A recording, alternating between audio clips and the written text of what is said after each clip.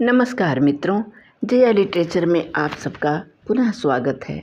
और आज मैं आपके लिए शिव पूजन सहाय जी की एक बहुत ही अच्छी कहानी माता का आंचल लेकर प्रस्तुत हूँ। तो जुड़े रहिए मेरे वीडियो से और सुनिए ये कहानी माता का आंचल। आपसे एक विनम्र प्रार्थना है कि यदि आप मेरे चैनल पर पहली बार आए हैं तो कृपया सब्सक्राइब कर लीजिए, और यदि मेरा वाचन स्वर आपको पसंद आए तो बाद में लाइक भी कर दीजिएगा। जहाँ लड़कों का संग तहाँ बाजे मृदंग, जहाँ बुढ़ों का संग तहाँ खर्चे का तंग। हमारे पिता तड़के उठकर निबट नहाकर पूजा करने बैठ जाते थे। हम बचपन से ही उनके अंग लग गए थे।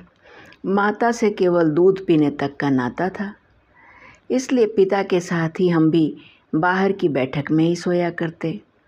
वह अपने साथ ही हमें भी उठाते और साथ ही नहला धुलाकर पूजा पर बिठा लेते।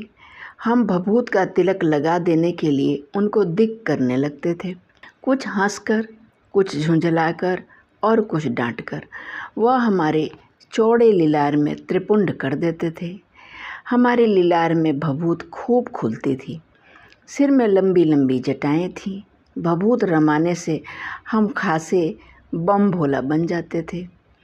पिताजी हमें बड़े प्यार से भोलानाथ कहकर पुकारा करते, पर असल में हमारा नाम था तारकेश्वर नाथ। हम भी उनको बाबूजी कहकर पुकारा करते और माता को मैया। जब बाबूजी रामायण का पाठ करते तब हम उनकी बगल में बैठे बैठे आईने में अपना मुँह निहारा करते थे। जब वह हमारी ओर देखते तब हम कुछ लजाकर और मुस्कुराकर आईना नीचे रख देते थे। वह भी मुस्कुरा पड़ते थे। पूजा पाठ कर चुकने के बाद वह राम राम लिखने लगते। अपनी एक रामनामा बही पर 1000 राम नाम लिखकर वह उसे पाठ करने की पोथी के साथ बांध कर रख देते। फिर 500 बार कागज़ के छोटे छोटे टुकड़ों पर राम नाम लिखकर आटे की गोलियों में लपेटते और उन गोलियों को लेकर गंगा जी की ओर चल पड़ते थे। उस समय भी हम उनके कंधे पर विराजमान रहते थे। जब वह गंगा में एक एक आटे की गोलियां फेंक फेंक कर मछलियों को खिलाने लगते तब भी हम उनके कंधे पर ही बैठे बैठे हंसा करते थे। जब वह मछलियों को चारा देकर घर की ओर लौटने लगते तब बीच रास्ते में झुके हुए पेड़ों की डालों पर हमें बिठाकर झूला झुलाते थे। कभी कभी बाबूजी हमसे कुश्ती भी लड़ते। वह शिथिल होकर हमारे बल को बढ़ावा देते और हम उनको पछाड़ देते थे। वह उतान पड़ जाते और हम उनकी छाती पर चढ़ जाते थे। जब हम उनकी लंबी लंबी मूछें उखाड़ने लगते तब वह हंसते हंसते हमारे हाथों को मूछों से छुड़ाकर उन्हें चूम लेते थे। फिर जब हमसे खट्टा और मीठा चुम्मा मांगते तब हम बारी बारी कर अपना बायां और दाहिना गाल उनके मुंह की ओर फेर देते थे। बाएं का खट्टा चुम्मा लेकर जब वह दाहिने का मीठा चुम्मा लेने लगते तब अपनी दाढ़ी या मूछ हमारे कोमल गालों पर गड़ा देते थे। हम झुंझलाकर फिर उनकी मूछें नोचने लग जाते थे। इस पर वह बनावटी रोना रोने लगते और हम अलग खड़े खड़े खिलखिलाकर हंसने लग जाते थे। उनके साथ हंसते हंसते जब हम घर आते तब उनके साथ ही हम भी चौके पर खाने बैठते थे। वह हमें अपने ही हाथ से फूल के एक कटोरे में गोरस और भात सान कर खिलाते थे। जब हम खाकर अफर जाते तब मैया थोड़ा और खिलाने के लिए हट करती थी। वह बाबूजी से कहने लगती, पर आप तो 4-4 दाने केक और बच्चे के मुंह में देते जाते हैं। इससे वह थोड़ा खाने पर भी समझ लेता है कि हम बहुत खा गए। आप खिलाने का ढंग नहीं जानते। बच्चे को भर मुंह कौर खिलाना चाहिए। जब खाएगा बड़े बड़े कौर तब पाएगा दुनिया में ठौर। देखिए मैं खिलाती हूँ। मर्दुए के आ जाने की बच्चों को कैसे खिलाना चाहिए, और महतारी के हाथ से खाने पर बच्चों का पेट भी भरता है। यह कहकर वह थाली में दही भात सानती और अलग अलग तोता, मैना, कबूतर, हंस, मोर आदि के बनावटी नाम से कौर बनाकर यह कहती हुई खिलाती जाती कि जल्दी खा लो नहीं तो उड़ जाएंगे। पर हम उन्हें इतनी जल्दी उड़ा जाते थे कि उड़ने का मौका ही नहीं मिलता था। जब हम सब बनावटी चिड़ियों को चट कर जाते थे तब बाबूजी कहने लगते, अच्छा अब तुम राजा हो, जाओ खेलो। बस हम उठकर उछलने कूदने लगते थे।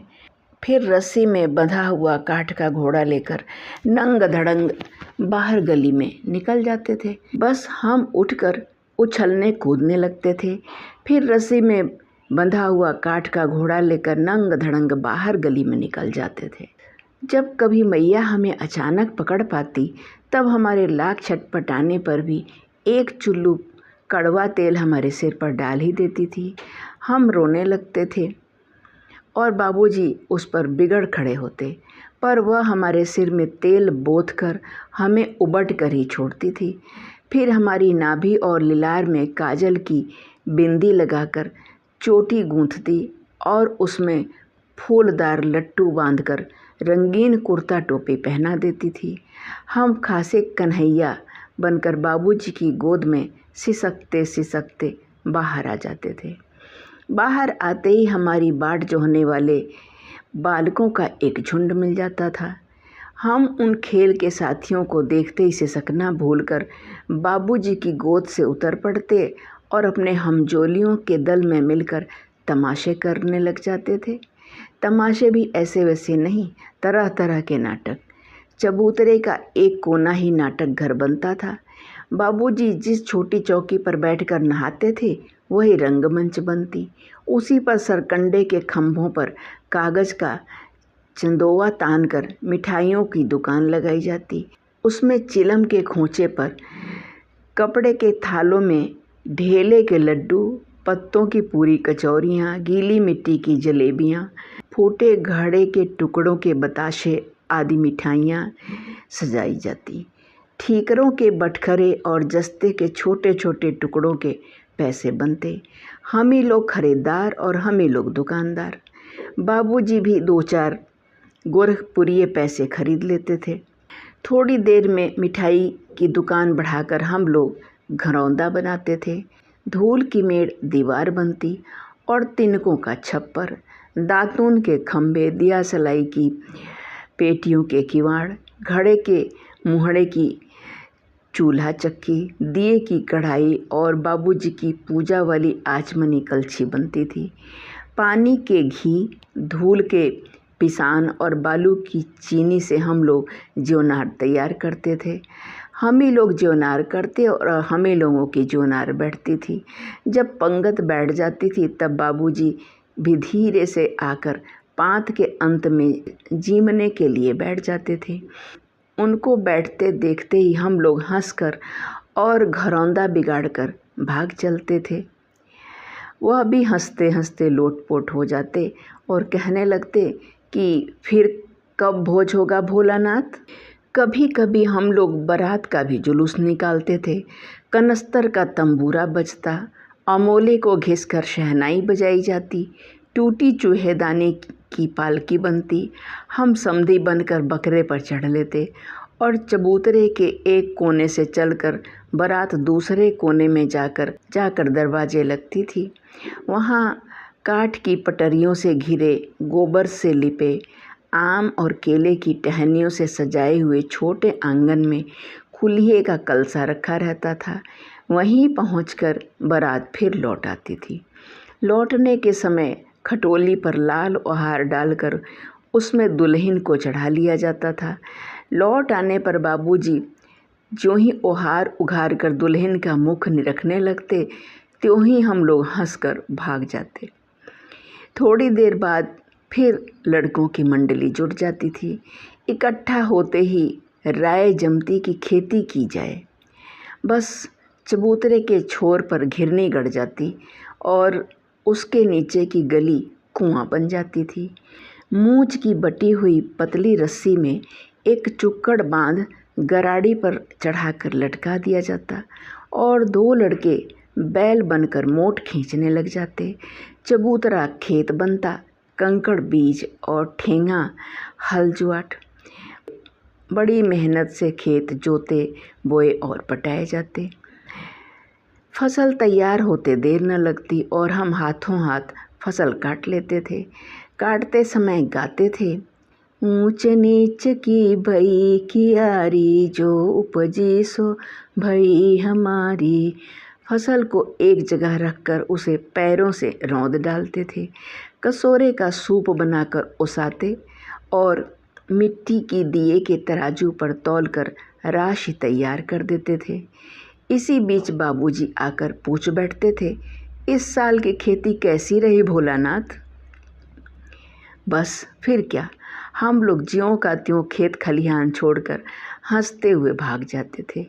कैसी मौज की खेती थी। ऐसे ऐसे नाटक हम लोग बराबर खेला करते थे।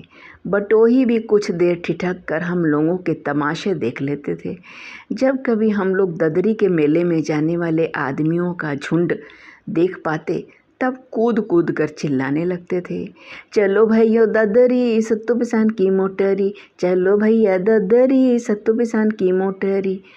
अगर किसी दूल्हे के आगे आगे जाती हुई ओहारदार पालकी देख पाते तब खूब शोर से चिल्लाने लगते थे, रहरी में रहरी पुरान रहरी, डोली के कनिया हमार में हरी, रहरी में रहरी पुरान रहरी, डोला के कनिया हमार में हरी।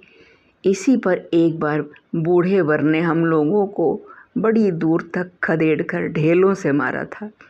उस खूसट खब्बीस की सूरत आज तक हमें याद है।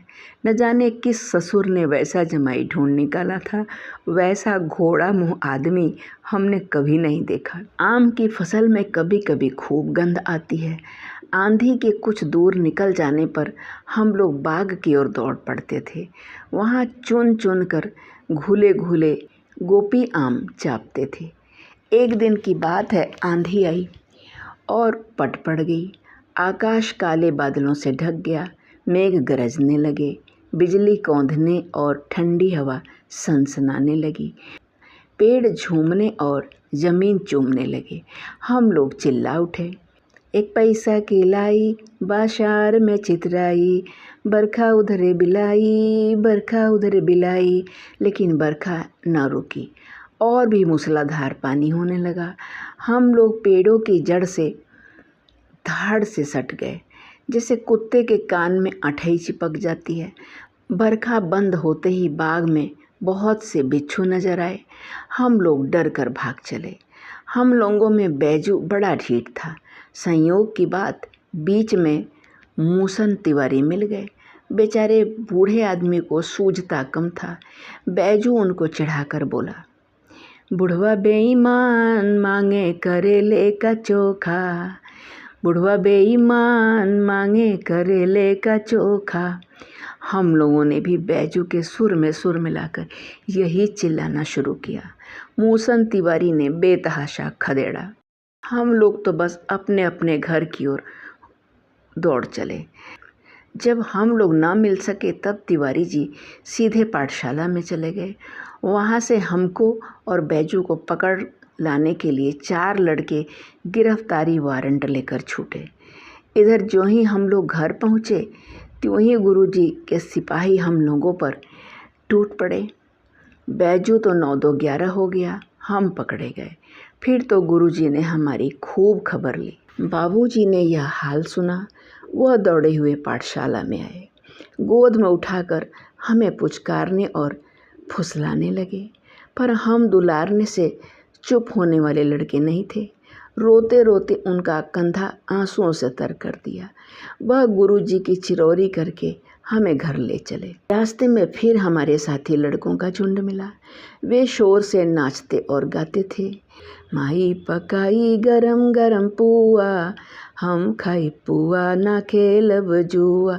फिर क्या था, हमारा रोना धोना गया।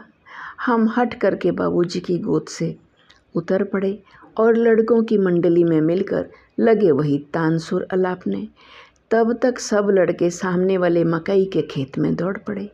उसमें चिड़ियों का झुंड चर रहा था। वे दौड़ दौड़ कर उन्हें पकड़ने लगे, पर एक भी हाथ न आई। हम खेत से अलग ही खड़े होकर गा रहे थे। राम जी की चिरई राम जी का खेत, खा लो चिरई भर भर पेट। हमसे कुछ दूर बाबूजी और हमारे गांव के कई आदमी खड़े होकर तमाशा देख रहे थे और यही कहकर हंसते थे कि चिड़ियों की जान जाए लड़कों का खिलौना। सचमुच लड़के और बंदर पराई पीर नहीं समझते। एक टीले पर जाकर हम लोग चूहों के बिल से पानी उलीचने लगे। नीचे से ऊपर पानी फेंकना था। हम सब थक गए। तब तक गणेश जी के चूहे की रक्षा के लिए शिव जी का सांप निकल आया। रोते चिल्लाते हम लोग बेतहाशा भाग चले। कोई औंध गिरा, कोई अंटा चिट, किसी का सिर फूटा, किसी के दांत टूटे। सभी गिरते पड़ते भागे। हमारी सारी देह लहूलुहान हो गई। पैरों के तलवे कांटों से छलनी हो गए। कोई औंध गिरा, कोई अंटा चिट, किसी का सिर फूटा, किसी के दांत टूटे। सभी गिरते पड़ते भागे। हमारी सारी देह लहूलुहान हो गई। पैरों के तलवे कांटों से छलनी हो गए। हम एक सुर से दौड़े हुए आए और घर में घुस गए। उसमें बाबूजी बैठक के उसारे में बैठकर हुक्का गुड़गुड़ा रहे थे। उन्होंने हमें बहुत पुकारा, पर उनकी अनसुनी करके हम दौड़ते हुए मैया के पास ही चले गए। जाकर उसी की गोद में शरण ली। मैया चावल अमनिया कर रही थी। हम उसी के आंचल में छिप गए। हमें डर से कांपते देखकर वह जोर से रो पड़ी और सब काम छोड़ बैठी। अधीर होकर हमारे भय का कारण पूछने लगी।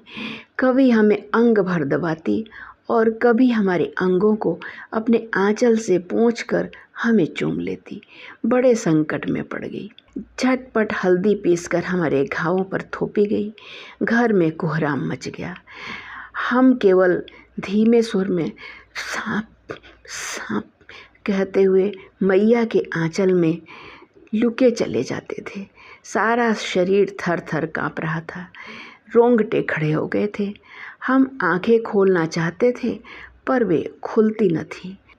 हमारे कांपते हुए होठों को मैया बार बार निहार कर रोती और बड़े लाड़ से हमें गले लगा लेती थी। इसी समय बाबूजी दौड़े हुए आए। आकर झट हमें मैया की गोद से अपनी गोद में लेने लगे, पर हमने मैया के आंचल की प्रेम और शांति के चंदोवे की छाया न छोड़ी। अभी आप सुन रहे थे शिव पूजन सहाय जी की कहानी माता का आंचल। जब मैं यह कहानी रिकॉर्ड कर रही थी उसी समय मुझे ध्यान आया कि अरे यह कहानी तो शायद 10वीं कक्षा की कृतिका में बच्चों के लिए पहले से दी हुई है। फिर भी अब यह कहानी मैंने आप सब के लिए रिकॉर्ड कर दी, क्योंकि जो लोग कृतिका को नहीं पढ़े हैं वो लोग भी इस सुंदर सी कहानी से अपने को आह्लादित कर पाएँ और इससे वंचित न रहें। तो इसलिए मैंने हम जैसे अपने जैसे लोगों के लिए ये कहानी जो है रिकॉर्ड कर दिया है। अगर आपको मेरी कहानी और मेरे सुनाने का अंदाज पसंद आया है तो कृपया मेरे वीडियो को लाइक कर दीजिएगा। मेरे चैनल पर नए हैं तो कृपया सब्सक्राइब कर लीजिएगा ताकि मेरे वीडियोज आप तक पहुंचते रहें। आपका दिन शुभ हो, मंगलमय हो। आप हमेशा स्वस्थ रहें, मस्त रहें। नमस्कार।